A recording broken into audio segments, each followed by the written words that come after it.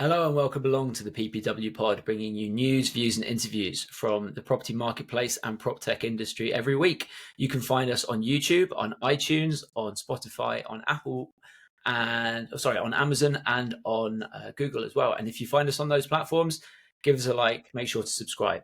I'm joined today by two former REA Group employees, Simon Baker and James Gray. How are you doing, gents? Very well, thank you. How are you?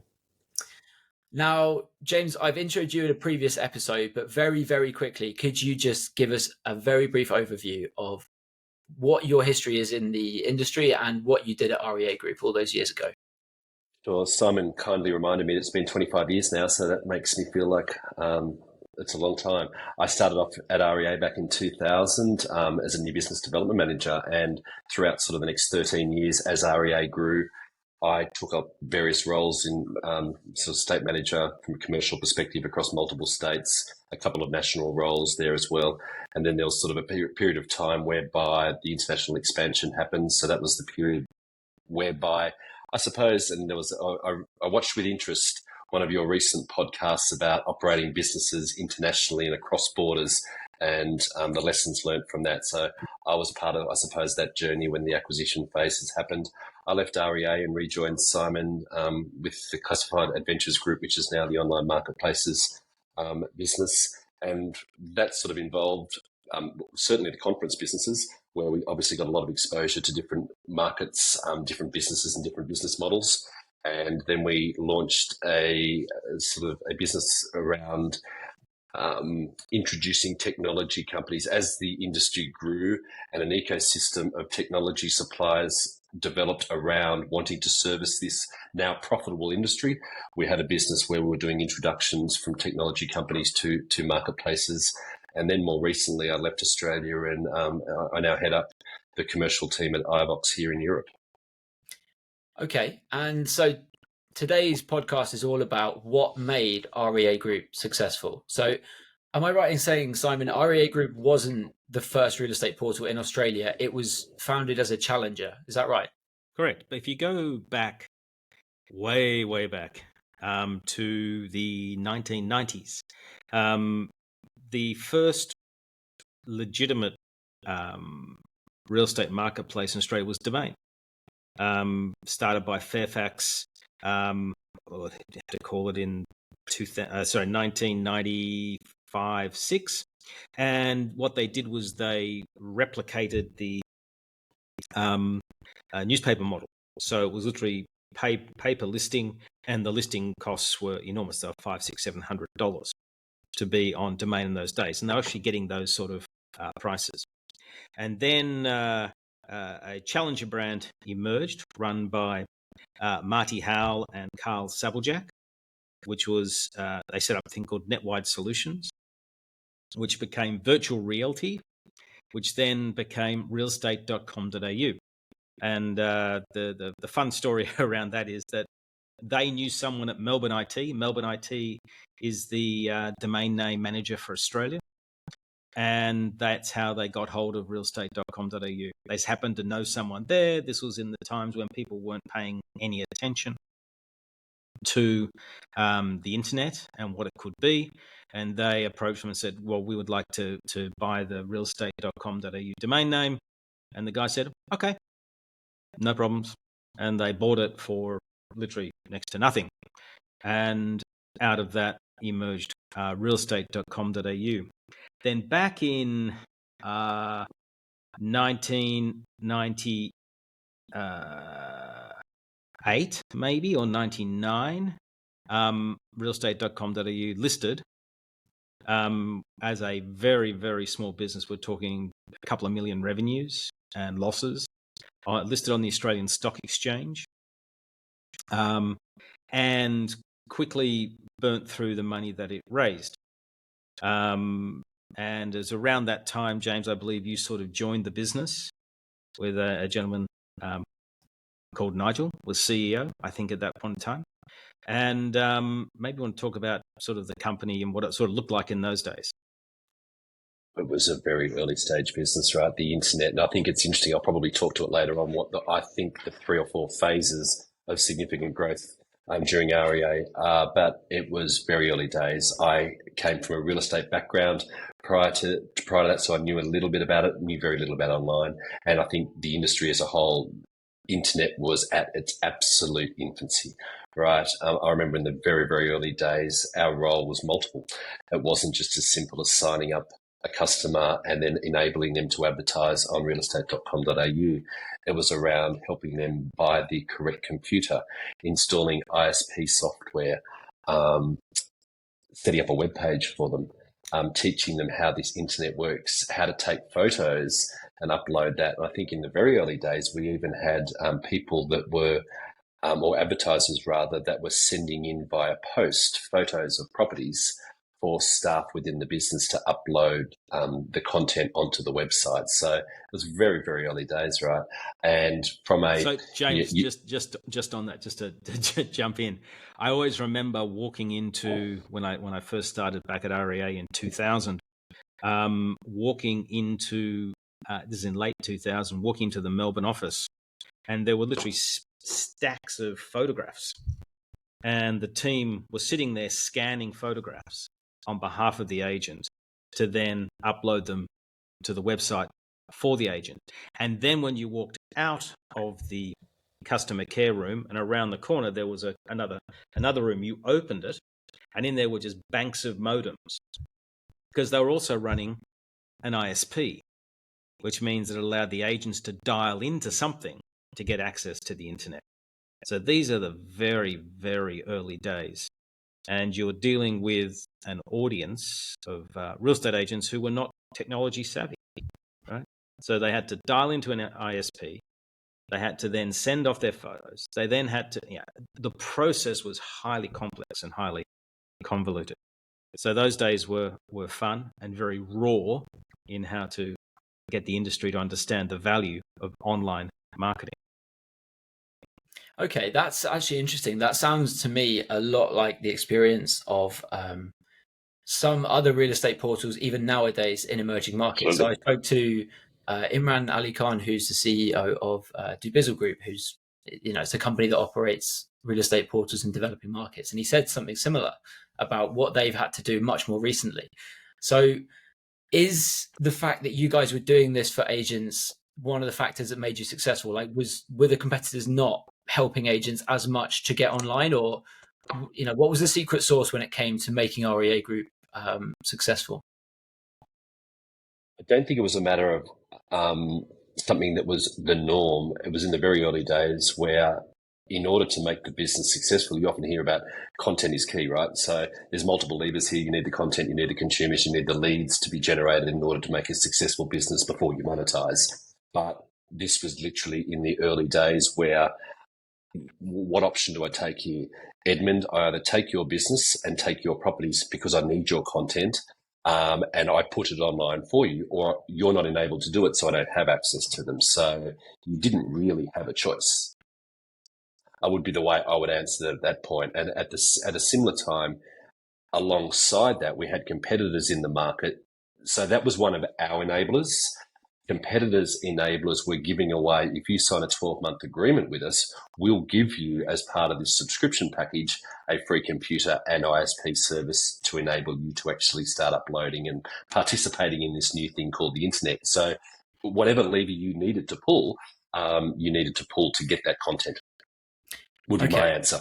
Okay, so you were working for REA Group, then along comes this new guy, Simon Baker. Firstly, what were your impressions of him? And secondly, well, I heard an anecdote the other day on the podcast about his ruthless vendor outreach. Were there, what tactics was Simon employing there to get REA Group to the position of dominance which it was in eventually?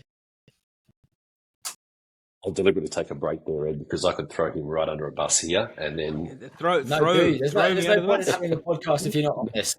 James, throw away. Hang on a minute. What was the question? Yeah. Ed, I'll be very careful how I navigate through that next question. But there's multiple answers to it. The very first time I met Simon, he was consulting to News Corp, and we were sitting in a room and he was trying to understand with the sales team targets what was being achieved, and general approach. Then not long afterwards, he was appointed as the CEO, and he flew the entire team down to Melbourne. We sat around a room. It was, if I remember, in Mont Albert, I believe, from memory, Simon. Yeah, it was a car showroom because the office was an old car showroom. So you imagine these offices with glass all at the front where they would park the cars so that you could drive down the road and walk in and buy a car. And we had converted that into the office of REA on Mont Albert Road. Mont Albert Road.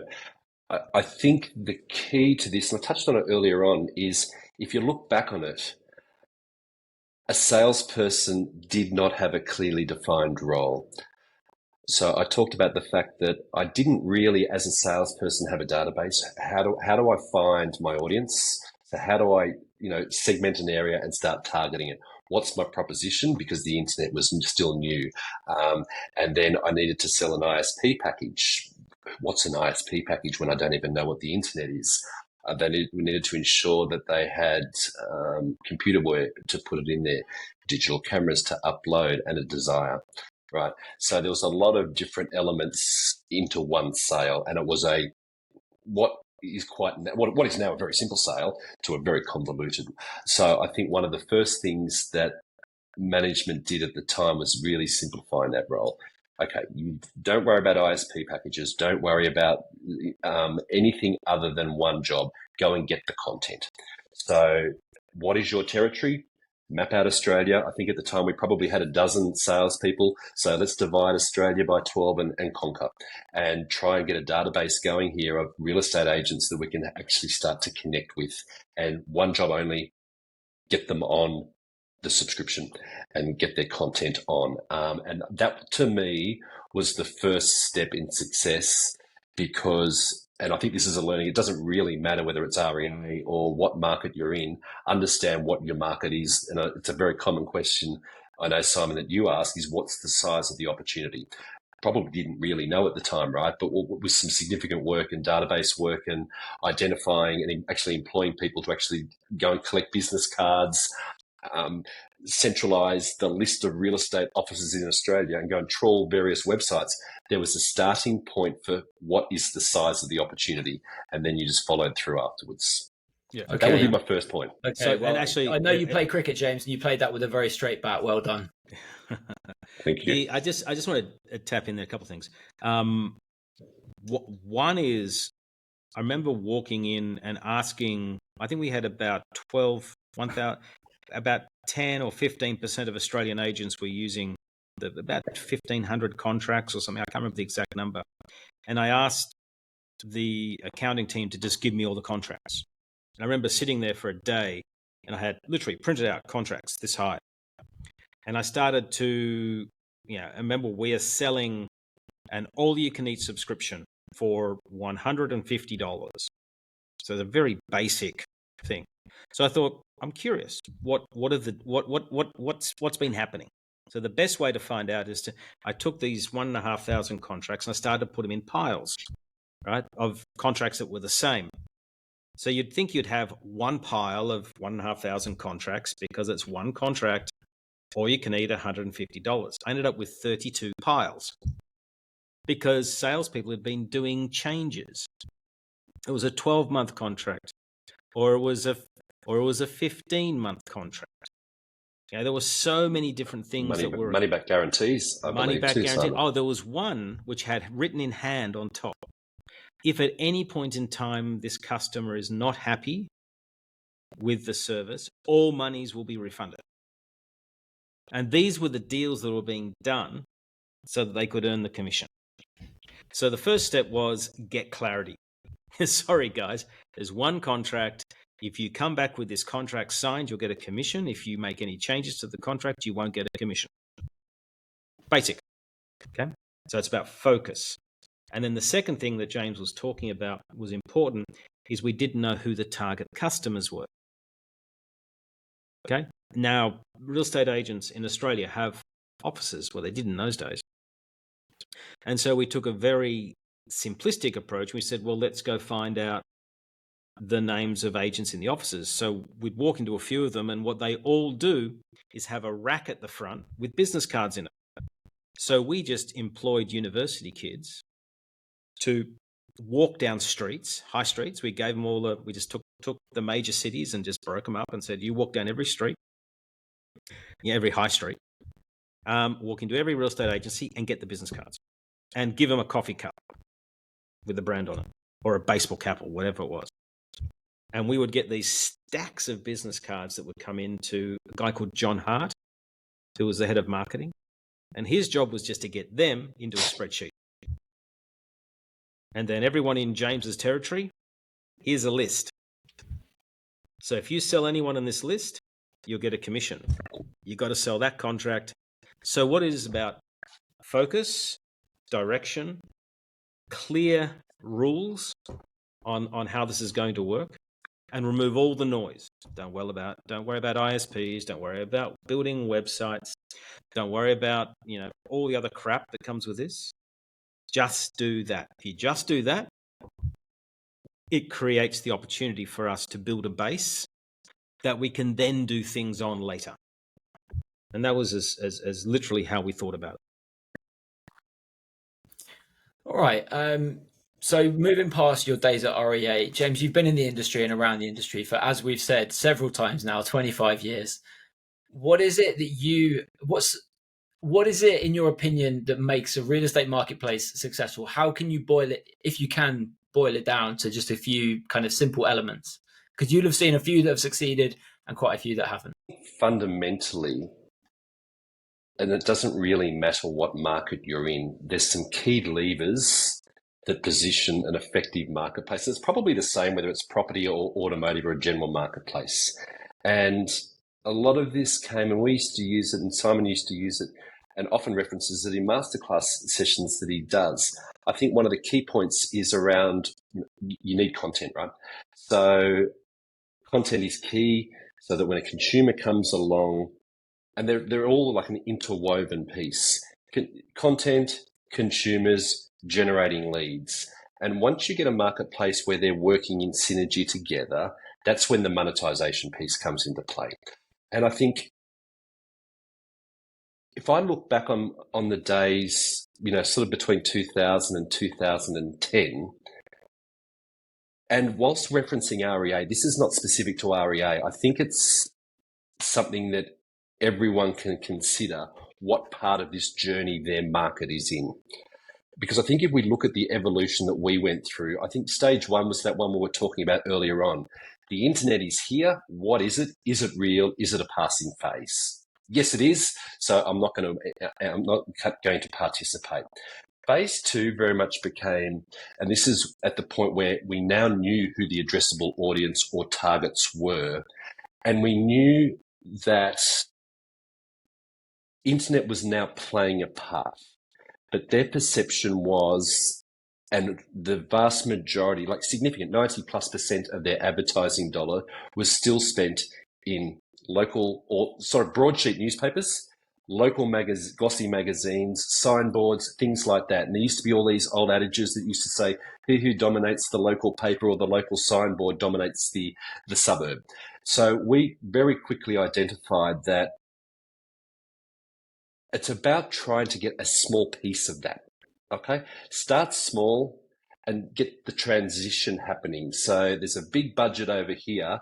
Try and have this conversation and go side by side and compare effectiveness and things like that, which was a lot more difficult to do then than it is now. So we needed some basic, or you in your current market need some basic statistics or ROI metrics to be able to have a conversation around.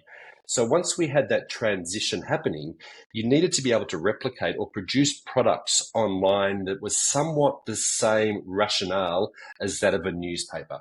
What does a newspaper provide me that internet doesn't? Newspaper provides me with brand. It provides me with the capacity to take out a full page photo of myself and position myself as the number one real estate agent in Richmond or Cronulla or wherever it might be. But I can't do that online. It's only about properties. Well, okay, so you build display advertising around it. So that transition happened, and the shift from, as inquiry levels from online started to surpass print, that sort of emerged, and then you could sort of push the prices up. But then I think it came from And we're starting to see this over here in Europe, and it's already well in place, but it can sometimes be more difficult in the emerging markets. Is we had sort of an addressable market of about 12,000 offices in Australia. We quickly identified that within each of the offices, there's key decision makers and influencers, leading salespeople, property managers, whatever it might be, that generate significant commissions for the principal. So they were key influencers within. So you all of a sudden started to create products or relationships, not only at an office level, but also at a salesperson level, and provide packages at that level. So then all of a sudden your addressable market increased. The average real estate office in Australia has 3 to 4, well, back in the day, had 3 to 4 salespeople. So all of a sudden you've got 12 times 3 to 4. So you've got your addressable market. So that to me would have been one of the early, well, that's one of how I see it having evolved from the early stages. And I don't know, Simon, whether you've got any key sort of elements in there as part of that before we go on to the next part of Ed's question. No. I think that's a pretty good summary of how to think about it. I mean, there's this sort of two track. One is you have to move with the market in many ways. And I think what we discovered over time is that the consumers are far more advanced than the advertisers and are far more willing to consume new ways of doing things. The advertisers are sometimes the ones that take a little longer to get it and to really adopt what you're doing. So yeah, no, I agree with what you've been saying. And I think that was one of the points that I thought was worthy of discussing, because it's something I've noticed since moving over here to Europe. Is I think that still applies here. Your last point, Simon, about we have marketplaces that are wanting to embrace and integrate new technology for revenue purposes, for consumer enhancements, etc. So they're wanting to move quickly. Consumers are prepared to move quickly, right? If it means me buying a house that I want to buy, I'll use all sorts of different resources and tools to enable that to happen. We often see, and there's a variety of different examples where still the marketplaces are being, I suppose, held back, if you like, by the industry, because the industry is conservative. They're adverse to change. So it's that fine juggling act between, I know I need to make this change, but it's going to ruffle feathers. So how do I get through that? And that's a very common piece of discussion that we have with partners. And I'll use our example, one of the typical examples with our solution, but there's a variety of them. We know consumers, if it's a secure site, would happily make an offer online. No problem at all. They'll happily download contracts. There's services over here in Spain where a tenant will happily rent out, pay a deposit, potentially even a bond, to see a rental property sight unseen. So consumer behaviour and ability or desire is here. Advertisers or real estate agencies at another level. Or in our situation, there's scenarios where consumers, just very, very quickly, we have the ability to record calls, transcribe calls, and then pull out key and valuable phrases from those calls in order to provide real value back to the marketplace about the volume or the value of leads that they're delivering as part of their subscription. It's quite common for us to get feedback, or the agents in our market wouldn't like telephone calls being recorded. Well, why not? Consumers are not against it, right? If I ring a bank, if I ring a travel agency, if I ring a doctor, everything is being recorded. We're advised at the beginning, and it doesn't stop me from progressing. I mightn't like it, but if I need something or I want something, I just go through as part of the process as a consumer. But I hope I've articulated that correctly or clearly, that there's opportunities there being held back because it's the industry. And if you're going to wait for the industry to change, what's that change period going to be? Is it going to be a generational change? Or is it going to be a change until you have to wait for them to go out of business before you can then implant the technology that you want to? Okay, James. So one feature that we want to start doing on this podcast is hearing hot takes and good anecdotes from the industry, because you'll know this better than anyone. After a couple of drinks at a Property Portal Watch event, big, important C-level leaders will come up and give you these hot takes and these anecdotes completely unsolicited. And usually they're quite interesting. So we thought we'd actually have them on the Property Portal Watch podcast. Have you got any hot takes, any good anecdotes that you want to share to the people that are out there? I think what is a common theme over the last 3 or 4 years is this transaction piece. And I think Simon and I discussed this last time when we caught up, is getting closer to the vendor, trying to monetize the vendor, and how that's potentially been perceived across the industry in multiple ways. I think when it was first discussed, it was perceived as, okay, I'm going to compete directly with my advertisers. Bit of a no-go. It's a place I don't want to play in. Or if I do go that way, I need to set up a whole series of new systems, sales forces potentially, a brand, significant marketing budgets, etc., etc. I look at closer to the transaction a little bit differently. And I actually think that the marketplaces are in a very good position to very subtly and simply change the dynamic a little bit. Because when you have the audience sitting on your site and the industry, they're competitive beasts, right? There's only one. If I'm selling my house, I'm only going to employ, in most markets, one person. So I've got value. And I think having the courage to have a business conversation with your advertisers to say, hey, listen, these leads are valuable, okay? And trying to separate off the buyer, it's a big shift, but that buyer lead from the vendor lead to say your subscription's not going to change. We're going to continue to develop these leads, send these leads to you. There'll be sales leads, there'll be rental leads, there'll be vendor leads.